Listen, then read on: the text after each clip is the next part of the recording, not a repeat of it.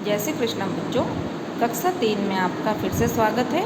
कक्षा 3 में आज हम हिंदी में पाठ संख्या 4 समय सुबह का के शब्दों के अर्थ के बारे में अध्ययन करेंगे और कुछ प्रश्नोत्तर के बारे में भी जानेंगे।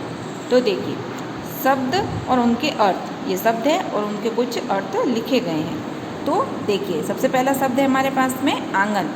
आंगन शब्द का अर्थ क्या होता है? घर में खुला स्थान।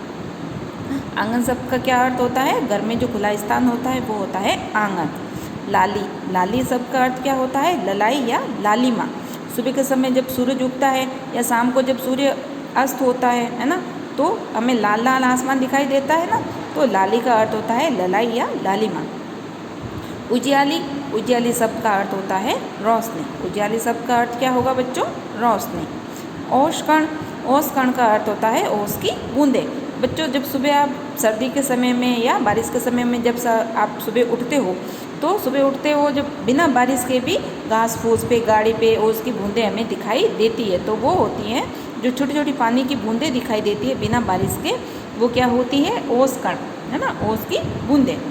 चहकना, चहकना शब्द का अर्थ क्या होता है? चहचहाना। चहकता कौन है? चिड़िया। सुबह सुबह कौन चहकता है? चिड़िया। तो चहकना शब्द का अर्थ होता है चहचहाना। फिर है प्रश्न, रिक्त स्थानों की पूर्ति कीजिए। प्रश्न क्या है? रिक्त स्थानों की पूर्ति कीजिए। देखिए, अब इस कोष्टक में कुछ शब्द दिए गए हैं, उन्हीं शब्दों से हमें ये रिक्त स्थान भरने हैं। जैसे मुर्गों, चांद, कोयल, काली, आंगन।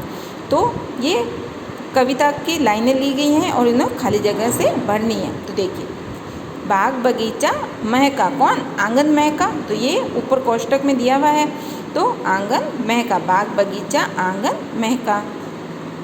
कूक उठी है, कौन कूक उठी थी? आम की डाली पे कोयल काली। ये देखिए, कोयल काली, तो यहाँ से हमने शब्द उठा के इस खाली जगह को भर लिया है।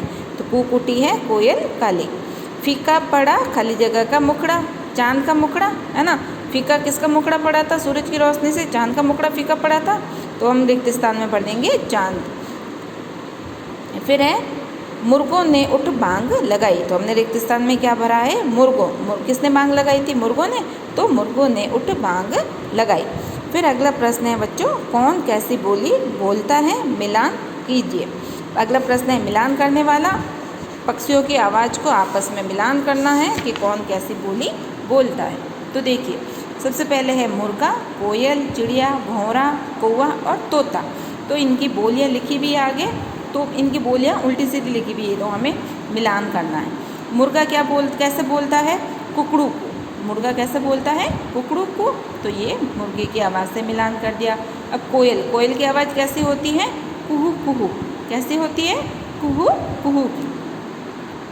चिड़िया, चिड़िया चींची करती है ना, चींची करके बोलती है, तो इससे मिलान कर दिया। अब भौरा, भौरा क्या करता है? गुनगुन करता है ना, पौधों के फूलों के ऊपर मंडराता रहता है और गुनगुन की आवाज़ करता रहता है।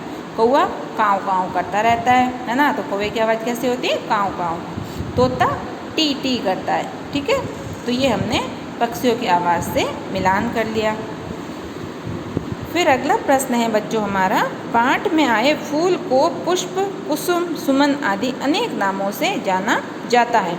अब देखिए, फूल, फूल के क्या क्या नाम है? और पुष्प, कुसुम, सुमन, है ना। तो कितने टोटल नाम हो गए? 4 नाम जान लिए हमने एक फूल के। तो ऐसे अनेक नामों से जाना जाता है। ऐसे ही किसी शब्द के समान अर्थ वाले शब्दों को पर्यायवाची शब्द कहते हैं। क्या कहते हैं? पर्यायवाची शब्द किसे कहते हैं बच्चों? किसी शब्द के समान अर्थ वाले शब्दों को पर्यायवाची शब्द कहते हैं। इसी प्रकार निम्नलिखित शब्दों के पर्यायवाची शब्द लिखें। अब है रात, रात का पर्यायवाची शब्द लिखने हैं 3, चांद के 3 पर्यायवाची शब्द लिखने हैं, आँख का 3 पर्यायवाची शब्द लिखना है और आसमान के पर्यायवाची शब्द लिखने हैं। पर्यायवाची शब्द मतलब रात है तो रात के ऐसे शब्द लिखने हैं जिनका अर्थ रात ही हो, मिलते जुलते। तो रात को और क्या कहेंगे? रात्रि कहेंगे, रजनी कहेंगे और निशा कहेंगे। तो इन सब का अर्थ रात ही होता है, सबका अर्थ एक ही है ना। जैसे हवा को वायु कहते हैं, पवन कहते हैं, वैसे ही। फिर है चांद, चांद का एक तो हो गया चंद्रमा, शशि और इंदु। ठीक है, ये 3 हो गए पर्यायवाची शब्द। आँख, आँख को हम और क्या कहते हैं? नयन, नेत्र और चक्षु। ठीक है, फिर है आसमान, तो आसमान का हो जाएगा गगन, आकाश और नभ। तो ये 3 हो गए आसमान के भी पर्यायवाची शब्द। फिर अगला प्रश्न है बच्चों, सारणी की पूर्ति करें। फूल व फल का नाम, रंग का नाम। अब देखिए बच्चों, फूल और फल का नाम लिखना है और उनके रंगों के नाम सामने लिखने हैं। सबसे पहले गुलाब। अब गुलाब कैसा, लाल रंग का होता है, गुलाबी रंग का भी हो सकता है, इसमें लाल रंग दिया है, ठीक है, किताब में। फिर है दूसरा कमल। अब कमल का रंग होता है गुलाबी होता है, लाल होता है, सफ़ेद, 3 रंग के कमल होते हैं। फिर है गेंदा। गेंदे का रंग होता है पीला और केसरिया, 2 रंग होते हैं गेंदा के फूल के, है ना। फिर है जामुन। अब देखो बच्चों, फूल और फल दोनों दिया गया है, तो जामुन का रंग कैसा हो जाएगा, बैंगनी रंग का होता है जामुन। फिर है संतरा। तो संतरा कैसा हो जाएगा, केसरिया रंग का। अंगूर। अंगूर कैसा होगा, हरा। और चमेली का फूल कैसे रंग का होता है, सफ़ेद रंग का होता है, ठीक है। तो ये हमने फूल और फल का नाम भी लिख दिया और उनके रंगों के नाम भी लिख दिए। अब देखो बच्चों, अगला प्रश्न क्या है, आप अपनी मनपसंद के 4 फूल या फलों के चित्र बनाकर रंग भरें।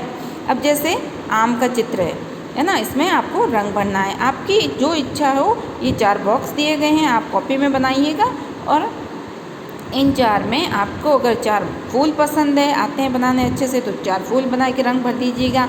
और अगर आपको फल बनाने अच्छे से आते हैं तो आप 4 फल बना के इसमें अच्छे से रंग भर के उनके नाम लिख दीजिएगा, ठीक है।